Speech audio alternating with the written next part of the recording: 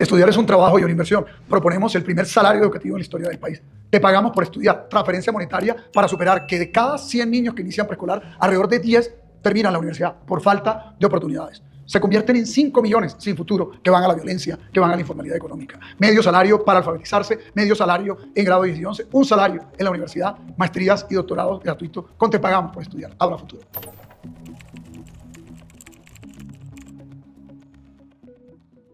En la educación superior no hemos tenido como tal una experiencia que mida este tipo de alternativas. Lo más cercano fue el programa Jóvenes en Acción, que se implementó durante las épocas de los gobiernos Santos y Duque. Estos programas sí mejoraron la permanencia, pero digamos que no tienen un efecto inmediato sobre el acceso a la educación superior. El acceso se medía por otras variables como la disponibilidad de infraestructura, la cantidad de cupos o incluso la misma pertinencia de la educación. En materia ya de permanencia, es necesario aclarar que no todos los estudiantes salen por condiciones económicas. Hay factores como la salud mental, problemas personales, incluso alineación con los mismos programas curriculares que están estudiando, que producen deserción. Entonces, estos factores, digamos que no van a ser atendidos por efectos de una transferencia monetaria. Primero que todo, ya existe la gratuidad hasta el grado 11, incluso existe el apoyo por parte del Estado para el tema de la alimentación de los estudiantes y ya existe el programa de matrícula cero. Lo adicional o lo que adiciona el candidato es el tema de los apoyos monetarios para que los estudiantes puedan permanecer tanto en el colegio como en la universidad. Universalizar este tipo de subsidios resulta siendo altamente regresivo porque al apuntarle a todo el mundo, a todos los estudiantes, pues muchos de los que se van a ver beneficiados no necesitan de esos subsidios o no necesitan de esas ayudas monetarias. Son mucho más efectivas las ayudas monetarias, las transferencias condicionadas a ciertos logros escolares, condicionadas a atención a salud y pues es mucho más conveniente focalizar los subsidios y no universalizarlos. Pues creo que no garantizaría el acceso y la permanencia de la educación en Colombia porque no sería el único problema. Lo máximo que podría garantizar en el mejor de los casos es que los estudiantes vayan y se sienten en una silla a prestar atención, pero en ningún momento garantizaría, por ejemplo, que esos estudiantes puedan sentir arraigo hacia un proyecto de vida o que garantizara la calidad de futuros profesionales en Colombia. Creo que más bien habría que preguntarse para qué un estudiante debe ir o un joven debe ir a un colegio o a una universidad y cuál es la pertinencia de ello para un país. En realidad, en Colombia, nosotros hemos mapeado que 4 de cada 10 jóvenes termina la educación. Es un poco más alto que lo del Caicedo, pero sin embargo sigue siendo preocupante, aunque vuelve al mismo problema central. ¿Qué tipo de país queremos? ¿Queremos un país donde todo el mundo llegue a la educación superior, a doctorado? ¿Queremos un país productivo? ¿Queremos un país que esté en la innovación, en las artes? ¿En dónde? Entonces ahí la educación es clave para guiar el tipo de país que queremos.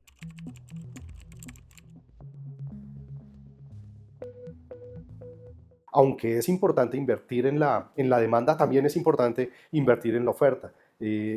Imaginémonos un escenario en el cual todos los jóvenes, todos los niños, niñas y jóvenes resultan beneficiados por este subsidio, pero no tenemos la infraestructura para recibirlos tanto en colegios como en universidades. Eso podría desembocar en la elevación de los costos educativos, dado que la oferta no está respondiendo a la demanda. Entonces sí es conveniente complementar este tipo de propuestas, no solamente desde el punto de vista de la demanda, sino también en mejorar la infraestructura tanto de colegios como universidades y así facilitar el acceso de aquellos que resultasen beneficiados. Me parece que además uno de los problemas graves de esa iniciativa es que desvía el foco de los verdaderos problemas, porque el problema económico, si bien es cierto, es un problema que permite o favorece la deserción escolar, no es el único y probablemente no es el principal problema de la deserción. A eso habría que sumarle problemas, por ejemplo, de infraestructura, en donde no hay universidades o colegios o escuelas que permitan o que den las condiciones para buenos procesos de aprendizaje, tampoco hay currículos que probablemente estén actualizados, la calidad docente tampoco la va a garantizar, entonces ahí habría un segundo problema que nos está atajando. Un tercer problema es que muchos estudiantes que pueden tener las condiciones materiales para asistir a la universidad o a los colegios no terminan esos procesos precisamente porque se interrumpen por diferentes razones, no necesariamente por problemas económicos. Y habría un cuarto factor que creo que hoy en día es de pronto uno de los principales problemas de la deserción, son las dificultades socioemocionales que están enfrentando los niños, los jóvenes y los adolescentes, que no obedecen necesariamente a problemas económicos. Creo que más bien habría que pensar cómo se abordan esas 4 patas de ese problema, que sin lugar a dudas configuran las razones por las cuales hay una deserción tan grande en Colombia. Hay que pensar primero el objetivo que se tiene con este tipo de programas o con este tipo de políticas. Si estamos pensando en que esto va a traer más gente a estudiar y que va a aumentar el número de matriculados, pues la respuesta es no. ¿Por qué? Porque el número de matriculados depende de la cantidad de cupos ofertados que tenemos en la educación superior, Depende también de qué tipos de programas quieren estudiar los jóvenes. Los jóvenes no se van a matricular que porque yo les dé un programa, no sé, en ciencias del deporte. Y si no les gusta el deporte, pues no lo van a hacer. O si lo hacen, vamos a tener desertores a mitad de carrera. Entonces también hay un tema de pasión, pertinencia que la educación debe abordar.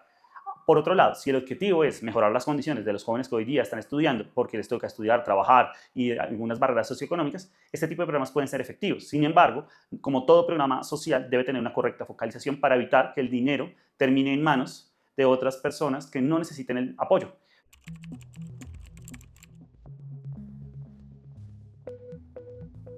Creo que uno no va a la universidad necesariamente para recibir un salario. La educación es en sí mismo un bien que debería ser suficiente por sí mismo y que no debería necesitar de incentivos o, si se quiere, de sobornos para poder asistir. Creo que la educación es un bien que se necesita en una sociedad, que es el lugar en donde se deben construir ciudadanos que ayuden a conformar un país democrático, respetable, productivo, y ciertamente eso ya es un bien en sí mismo. Claramente las necesidades son muy grandes, pero invertir únicamente en ayudas monetarias o invertir únicamente en infraestructura educativa no es conveniente. Hay que lograr una muy buena combinación.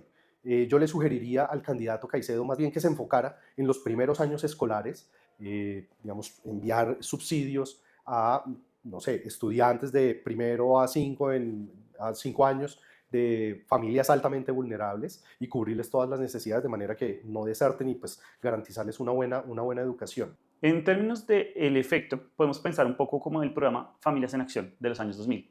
Cuando el DNP lo evaluó, encontró que el programa Familias en Acción sí aumentaba el acceso y gracias a él se culpa de que tengamos más del 100% en primaria de cobertura.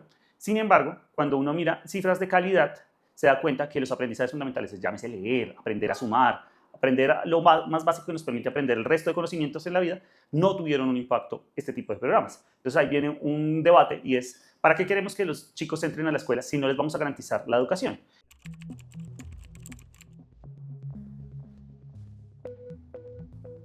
Bueno, ya estamos con altas afugias fiscales, digamos desde el presupuesto general de la nación, el principal rubro al que se destinan recursos públicos es la educación, y pues más o menos, digamos, haciendo unos cálculos gruesos, este tipo de programas en donde resultan siendo, dando ayudas monetarias tanto a los niños, dice el candidato, medio salario mínimo y un salario mínimo para universitarios, pues es altamente costoso. Podría fácilmente rondar los 50 billones adicionales a lo que ya gasta o invierte el gobierno en el sector educativo. Estamos hablando de que en Colombia promedio hay 2 millones de jóvenes estudiando en educación de pregrado, llámese universitario, técnico, tecnológico. Imagínense girarle un salario mínimo a los 2 millones de jóvenes mensuales. Me parece que debe ser una cifra astronómica que, repito, no va a garantizar en ningún momento que ese dinero invertido repercuta en la calidad o en profesionales providos para las necesidades del país. Para implementar un programa de este tipo, tendríamos que sacrificar recursos de inversión de otro programa establecido y funcionando en este momento.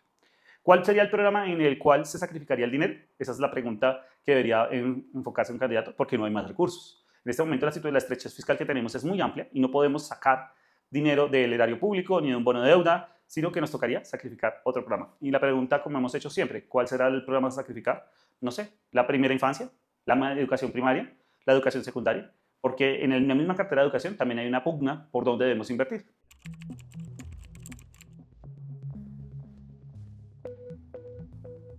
Me parece importante recordar que el final mismo de la educación es proveer sentido, es generar arraigo a la existencia, es aprender a convivir en comunidad, es aprender a convivir con otras personas. Pensar o olvidar que ese debe ser uno de los propósitos de la educación resulta tremendamente problemático para el tipo de ciudadanos que nosotros queremos configurar como sociedad. Pensar que para ir a estos espacios en donde se construye ciudadanía hay que recibir un dinero como incentivo es, desde mi punto de vista, quitarle valor a esos principios esenciales de la educación. Y es necesario aclarar hasta dónde llegaría el subsidio económico y hasta dónde iría la responsabilidad de las universidades. Y un tercero y no menor, y se trata de un tema de prioridades para el país. La educación es una apuesta de nación, ni siquiera es una apuesta de Estado, de un periodo de turno, ni de un programa de 10 años, ni de los planes decenales. Es una cosa que todos los colombianos tienen que apostar por ellos. Entonces, si no se apuesta desde las familias por la educación, de nada sirve que los incentivos del Estado estén en dar dinero. Si no apostamos desde los profesores por mejorar la educación, no va a servir que el Estado dé dinero a los estudiantes, porque la educación no se materializa con tener edificios bonitos, libros, o tener una serie de recursos económicos que faciliten tener el acceso. La educación es algo mucho más complejo de materializar.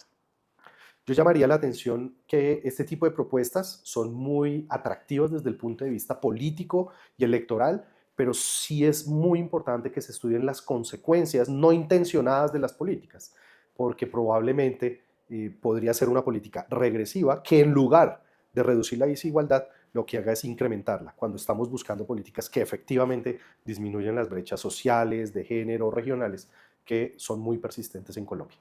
Michael Sandel, en un libro que se llama Lo que el dinero no puede comprar, señala cómo estos incentivos que ya se han utilizado en otros países, por ejemplo, premiando buenas notas o premiando buenos resultados académicos, no han marcado una gran diferencia académica ni han mejorado los resultados. Si la deserción no es por razones económicas, este tipo de ayudas podría ser, en lugar de ayudarles a terminar tanto bachillerato como universidad, más bien podría ser regresivo al beneficiar a un conjunto de jóvenes que no requieren esta ayuda monetaria.